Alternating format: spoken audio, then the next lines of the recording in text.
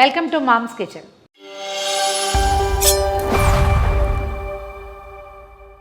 ఇవాళ ఉసిరావకాయ పెట్టుకుందామండి మనం. ఈ ఉసిరికాయ సీజన్లో వచ్చేది ఇప్పుడు వస్తుంది కదా. ఈ వర్షాకాలం వెళ్ళాక శీతాకాలం నుంచి స్టార్ట్ చేసి ఇంచుమించు శివరాత్రి దాకా వస్తాయి.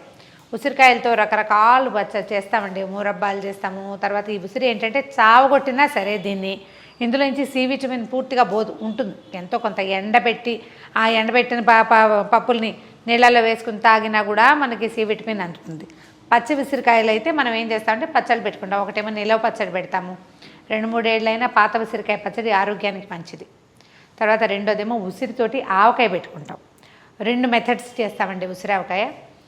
రెండిట్లలో కూడా మళ్ళీ ఓ దాంట్లో 2 రకాలు ముక్కల్ని కాయల్ని కొంచెం ఉడికించి లేదా వేయించి ఆవకాయ కలుపుకోవటం ఒక పద్ధతి. పచ్చి ఉసిరికాయ ముక్కల్ని మనం ఆవకాయ పెట్టుకోవచ్చండి. శుభ్రంగా 3-4 నెలల పాటు ఉంటుంది. ముక్కలు భలే రుచిగా ఉంటాయి. పచ్చికాయ తినడానికి ఇష్టపడే వాళ్ళు ఇట్లా పెట్టుకోవచ్చు. ఈ మామూలుగా ఉసిరావకాయ పెట్టుకుంటే ఏమవుతుంది, కొన్నాళ్ళకి కాయ ముక్కలు మెత్తమెత్తగా అయిపోయి కలిసిపోతాయి. నూనెలో వేయించామనుకోండి ఉసిరికాయల్ని, అవేమో టంగుమని ఇలాగా గోలికాయల్లాగా అయిపోయి రుచి ఉండదు. కానీ పచ్చి ముక్కలు మాత్రం భలే బాగుంటాయండి. ఏమీ లేదు, ఈ కోపుల్లోకి ఘాట్లు పెట్టి చక్కగా ముక్కలు తరిగేసుకోండి. చిట్టి చిట్టి ముక్కలు కూడా తరగచ్చు. మేము కొంచెం మీ పెద్ద ముక్కలే తరిగాం చూడండి. నేను దీన్ని కూడా హాఫ్ చేస్తానండి. మీ చాయిస్. ఇలా 4 అన్ని పక్షాలు చేసాం కదా, ఇలా ఉంచుకోవచ్చు. లేదా దీన్ని సగం చేయొచ్చు. ఉసిరికాయలు శుభ్రంగా కడిగేయండి. బాగా తడిపట్టిపోయేదాకా తుడిచేసి 1 గంట సేపు ఆరనివ్వండి పూర్తిగా. ఆరాక ముక్కలు తరిగి పెట్టుకోండి. ఒకరోజు నిలవున్న కాయ అయితే కనుక ముక్కలు సులువుగా కోసుకోగలుగుతాము. ఈ కోసేటప్పుడు చూసుకోండి, వేళ్ళు ఇక్కడంతా డ్రైగా అయిపోయి నల్ల చారలు పడిపోతాయి. కడిగిన కాయలు తరగగానే ఇమీడియట్గా కాస్త నూనె రాసి చేతులు తోమేసుకుంటే, ఏదైనా నూనె రాసేసుకుంటే సరిపోతుంది. ఈ ముక్కలు ఇప్పుడు మనం 1/2 కేజీ కాయలు తీసుకున్నామండి. 1/2 కిలో కాయలకి ఎలా పెట్టాలో చెప్తాను కొలత. అంటే నేను చేసేది అనమాట. ఈ పనులు చేసేటప్పుడు చేతులు శుభ్రంగా ఉంచుకోండి. వేరే ఏ పనులు పెట్టుకోబోకండి. దీంతోపాటు పొయ్యి మీద ఇంకో పదార్థం పెట్టద్దు. ఇది చేసేటప్పుడు ఓన్లీ ఇదే.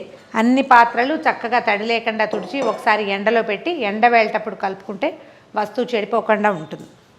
దీనికి ఎట్లా అంటే ముందు ఒక ఫుల్ గ్లాస్, ఇప్పుడు కాఫీ గ్లాసులు ఉంటాయి కదా, కాఫీ గ్లాస్ తీసుకోండి. 1/2 కేజీకి కాఫీ గ్లాస్ కొలత.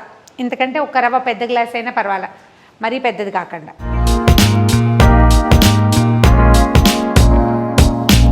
ఒక ఫుల్ గ్లాస్ కారం అండి. మీకు ఇది కొలతలో కావాలంటే అటుగా ఒక 75 గ్రామ్స్ అలా అనుకోండి. నిండుగా 1 గ్లాసు కారం వేసుకుందాము. అదే గ్లాస్ తోటి ఆవపిండి కూడా. కారం ఫుల్గా వేసాం కదా, ఆవపిండి అంత వేయద్దండి, కొంచెం తగ్గించండి. అంటే కనీసం ఒక 20 గ్రాములు 25 గ్రాములు తగ్గించేసేయచ్చు. 3/4 గ్లాస్ కంటే ఎక్కువ, ఫుల్ గ్లాస్ కంటే తక్కువ అన్నమాట. ఇప్పుడు అంతకంటే కొంచెం తక్కువ ఉప్పు వేసుకోండి. మీరు ఏదైనా సరే ఇదే కొలత. ఉప్పు ఎందుకంటే వెయిట్ ఎక్కువ వస్తుంది కదా, అందుకని ఉప్పు తక్కువ వేసుకోవాలి. 1 స్పూను పసుపు వేద్దాం. ఇందులో మొత్తం పదార్థాలన్నీ కలిపేద్దామండి. 1 టేబుల్ స్పూను, అంటే ఇది చిన్నది కదా, 2 టీ స్పూన్లు అనుకుందాం. 2 టీ స్పూన్లు వేయించి మెత్తగా గ్రైండ్ చేసి పెట్టుకున్న మెంతి పొడి. ఈ మెంతుల పొడి, పచ్చి పొడి ఎప్పుడు వేసుకోకూడదండి, చాలా జిగురు వచ్చేస్తుంది. మనం ఈ పచ్చళ్ళకి ఏంటంటే మెంతులు దోరగా వేయించేసి పొడి చేసి పెట్టుకోవాలి. ఈ పొళ్ళు మనం పులుసుల్లో వాటిలలో కూడా వేసుకోవచ్చు. మరి ఇంతే అయితే వేగదు కదా, వేగుతుంది కానీ గ్రైండ్ అవ్వదు. వేయించేసుకుని గ్రైండ్ చేసి పెట్టుకుంటే ఏదైనా సాంబార్లు పులుసుల్లో 1 చిటికెడు వేసుకుంటే హెల్త్కి మంచిది. మొత్తం ముక్కలు కలిపేసాం కదా, మొత్తం కారాలన్నీ కలిపిన తర్వాత నాకు ఉసిరావకాయ చాలా ఇష్టం అండి. ఈ పచ్చి ముక్కలది మరీ ఇష్టం. ఇది మొదటి 2-3 రోజులు కొంచెం సుమారుగా ఉంటుంది. ముక్కలన్నీ వేసేస్తున్నాను చూడండి. 2-3 రోజులు మాత్రం ఇది కొంచెం కసకసగా ఉంటుంది, మనకి ఈ రుచి అర్థం కాదు. ఒక 4 రోజులు కనుక ఊరనిస్తే ఎంత బాగుంటుందో. ముక్కలు చిన్నవి తరుక్కుంటే ఏంటంటే మనం 3-4 ముక్కలు వేసేసుకుని అన్నంలో కలుపుకుని ముక్కలు తినేయచ్చు. ఈ ఉసిరావకాయ తిన్నప్పుడల్లా మనం ఉసిరి ముక్కలు తింటాము, అది హెల్త్కి మంచిది. పచ్చి ఉసిరికాయలో ఎక్కువ సి విటమిన్ ఉంటుంది. చూడండి ఎలా డ్రైగా కనపడుతుందో. ఇప్పుడు ఇది ఎట్లా ఊరుతుందండి, 1.5 రోజు పడుతుంది కదా, కనీసం 2 రోజులు ఉంటే కానీ దీని మొహం వెలగదనిపిస్తుంది కదా. దీంట్లో ఏం చేద్దామంటే ఒక 3-4 నిమ్మకాయల రసాన్ని పిండేద్దాం. ఊట రావడానికి పులుపు సరిపోవడానికి. ఎందుకంటే మన ఉసిరికాయకి అంత విపరీతమైన ఉప్పు కారాలు అవసరపడవు. ఇది నిలవ ఉండాలంటే ఉప్పు వేసుకోవాలి మనం. అందుకని దాన్ని సరిచేయటం కోసం మనం నిమ్మరసం వేస్తాం. ఓ 4 నిమ్మకాయల రసం వేసానండి. ఇది ఎట్లా అంటే మనం చూసుకోవాలి మూడో రోజున ఉప్పు కారం సరిపోయినాయా లేదా, ఇంకొంచెం పులుపు అవసరపడుతుంది దాన్ని. మామూలుగా మనం ఈ ఊరగాయలో చింతపండు రసం పెట్టే పద్ధతి ఉంటుంది. ఈ పచ్చి దాంట్లో మాత్రం చింతపండు పెట్టట్లేదండి, పెట్టద్దు, బాగుండదు కూడా. ఇదే బాగుంటుంది. అవసరాన్ని బట్టి ఇంకొకటి 2 నిమ్మకాయలు పిండుకోవచ్చు. మనం ఇంట్లో అయితే ఇంకొక కాయ కూడా పిండేసి మూత పెట్టి ఒకరోజు వదిలేస్తే ఉప్పు ఆ తడికి మెల్లిగా కరిగి కాయల్లో ఉన్న ఊటకి కరిగి నిదానంగా ఇదంతా తడిగా అవుతుంది. రెండో రోజు తాలింపు పెట్టుకోవచ్చు మన ఓపిక. ఇప్పుడు నేను స్టూడియోలో చేస్తున్నాను కాబట్టి ఇప్పుడే తాలింపు పెట్టి చూపించేస్తాను. ఈ పచ్చళ్ళు ఫ్రిడ్జ్లో పెట్టుకోకూడదండి, అంటే దీన్ని పచ్చడి అనకూడదు. నాకు అదే బ్యాడ్ వర్డ్ యాక్చువల్లీ. ఊరగాయ అని చెప్తాం. ఇంత ఉప్పు వేసాం కదా, ఇంత ఉప్పు వేసి ఇంత ఆవపిండేసి ఏ తడి తగలకుండా మనం చేసేది. ఎందుకంటే ఇది ఊరడానికి, ఊరిన కొందికి ఇందులో ఈ అంటే ప్రీబయోటిక్స్ అని చెప్తారు కదా, అవి పెరుగుతాయి అన్నమాట. ఊరగాయ హెల్త్కి మంచిది. ఇది ఎత్తి మనం ఫ్రిడ్జ్లో పెట్టామా, ఇందులో నుంచి మనకి రావాల్సిన హెల్త్ బెనిఫిట్ కనీసం 80%కి తగ్గిపోతుందండి.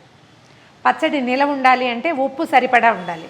నిలవ లేదు అంటే పచ్చడి పాడైపోతుంది అంతే అని చెప్పుకోకండి. కాదు, ఉప్పు చాలకపోతేనే నిలవ ఉండదు, మరి కాస్త ఉప్పు పడాలి. అందుకని ఏంటంటే ఈ బీపీ ఉన్న వాళ్ళని ఊరగాయలు తినద్దు అని ఎందుకు చెప్తారంటే ఉప్పు ఎక్కువ ఉంటుంది కాబట్టి. ఉప్పు వేసి కరెక్ట్గా సరిపడా అలా కనుక ఉంచుకుంటే మనకి ఇది 3-4 నెలల దాకా ఎర్రగానే ఉంటుందండి. కొంచెం వాడే కారం ఈ 3 మ్యాంగోస్ లాంటివి తీసుకోండి, రెడ్గా ఉంటాయి. గుంటూరు కారాలు అవి ఎర్రగా ఉంటాయి. పచ్చడి ఎర్రగా ఉండాలి కాబట్టి అందం కోసం ఫ్రిడ్జ్లో పెట్టద్దండి, ఆరోగ్యం కోసం బయట పెట్టుకోండి. ఇగో ఇందాకటికంటే తడిసిపోయింది చూడండి. దీని మీద ఒక చిన్న తిరగమాత పెట్టుకుంటాం, తాలింపు వేస్తాము. ఇందాకటికంటే తడిగా కనిపిస్తుందమ్మ పచ్చడి. ఇంకొక రోజు ఉంచితే బాగా లూజ్గా వస్తుంది. మీ రుచిని బట్టి ఉప్పు పులుపు అడ్జస్ట్ చేసుకోండి. ఉప్పు మాత్రం ఖచ్చితంగా ఎక్కువ ఉండాలి, లేకపోతే పచ్చడి నిలువ ఉండదు. దీన్ని ఏం చేద్దామంటే తాలింపు నేను నువ్వుల నూనెతోటే చేస్తాను ఎక్కువగా. మీ అలవాటు ప్రకారం చేయండి. సన్ఫ్లవర్ ఆయిల్స్ అవి పచ్చడి ఊరగాయల తాలింపులకి ఏం పెద్ద బాగోవు. ఎప్పుడు ట్రై చేయకపోతే నువ్వుల నూనె ట్రై చేసి చూడండి. మంచి ఎక్సలెంట్ గానుగు నూనె తేండి, చాలా బాగుంటుంది, ఎక్కువ నిలవ ఉంటుంది కూడా. ఊరగాయ తాలింపుల్లో శనగపప్పు మినపప్పు అలాంటివి వేసుకోవద్దండి, నిలవ ఉంటే బాగుండదు. మీరు కొంచెంలో తాలింపు పెట్టుకుంటామంటే మీ చాయిస్ పెట్టుకోండి. వెల్లుల్లిపాయలు అవి కూడా మనం ఎక్కువ పెట్టేసేటట్టయితే నేను ఒకేసారి పెడతాం, మళ్ళీ తాలింపు పెట్టం. ఇది ఒక 1 నెల రోజుల్లో 20 రోజుల్లో అయిపోతుంది అంతే. ఈ సీజన్లో ఒక 3 సార్లు అయినా ఈ పచ్చి ముక్కలు పచ్చడి చేసుకుంటాను నేను. ఒక 1/2 టీ స్పూన్ కంటే తక్కువ కాసిన మెంతులు. ఈ మెంతులు ఏంటంటే ముందు వేయకపోతే వేగవు, చేదుగా ఉంటాయి పంటి కింద పడ్డప్పుడు. ఆవాలు వేస్తాం కదా, అవి ముందే వేసేయచ్చు. ఇవి మరీ సన్నావాలు అన్నీ మొహం మీదే పడతాయని ముందు వేయట్లేదు. ఇందులో కూడా ఒక కిటుకుందండి. ఈ తాలింపు వేడివేడిది ఎత్తి పచ్చట్లో పోసేసామనుకోండి పచ్చడి తొందరగా నల్లబడిపోతుంది. అందుకని తాలింపు వేయించుకుని పక్కన పెట్టేసుకోవాలి, చల్లారిపోయాక వేసుకోవాలన్నమాట. ఓకే, ఆవాలు వేస్తున్నాను, 4 ఎండుమిర్చి, కొంచెం ఇంగువ, తర్వాత 2 రెబ్బల కరివేపాకు. ఓకే, పక్కన పెట్టేద్దాం. వేడిది వేస్తే మాత్రం పచ్చడి ఖచ్చితంగా తొందరలోనే నల్లబడిపోతుంది. దాన్ని చల్లారనిచ్చి పోసుకోవాలి.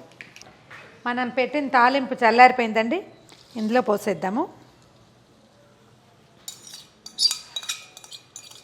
మంచి వాసన వస్తుంది. మొత్తం కలిపేయండి.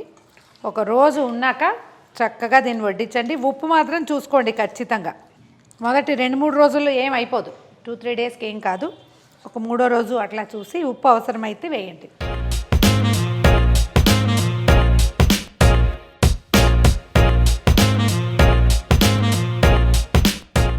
పెద్ద ఉసిరికాయల పచ్చి ఆవకాయ తయారు చేసామండి. ఈ రెసిపీలో చిన్న మార్పులు ఏంటంటే మీరు తాలింపు వేసుకునేటప్పుడు పప్పులు వేసుకుంటారా, వెల్లుల్లిపాయలు వేసుకుంటారా అనేది పూర్తిగా మీ చాయిసే. ఉప్పు కారం సేమే, కానీ నిమ్మరసము సాల్టు కొంచెం కావాల్సినట్టుగా అడ్జస్ట్ చేసుకోండి. ట్రై చేసి చూడండి. ఈ వీడియో కనుక మీకు నచ్చినట్లయితే లైక్ చేయండి, షేర్ చేయండి. మరిన్ని ఇంట్రెస్టింగ్ వీడియోల కోసం సుమన్ టీవీ మామ్స్ కిచెన్ని సబ్స్క్రైబ్ చేసుకోండి.